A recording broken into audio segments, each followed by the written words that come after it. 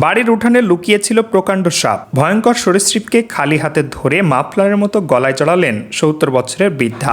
সংবাদ মাধ্যমের প্রতিবেদন অনুযায়ী চাঞ্চল্যকর ঘটনাটি ঘটেছে মহারাষ্ট্রের পুনেতে। সেই ঘটনার একটি ভিডিও ইতিমধ্যে প্রকাশ এসেছে, ভাইরাল হয়েছে ভিডিওটি। ঘটনাটি কবে ক্যামেরাবন্দি করা হয়েছে তা ওই ভিডিও থেকে স্পষ্ট নয়। সংবাদ মাধ্যমের প্রতিবেদন অনুযায়ী পুনের মুসলি এলাকার কাসার আম্বলীয় গ্রামের বাসিন্দা ৭০ বছর বয়সী এই বৃদ্ধার নাম সুকলন্তা সুতার। একটি নির্বিষ সাপ সম্প্রতি তার বাড়িতে প্রবেশ করে। সাহসিকতা দেখিয়ে খালি হাতে সাপটিকে ধরে ফেলেন তিনি। এরপর গলায় জড়িয়ে নেন সাপটিকে।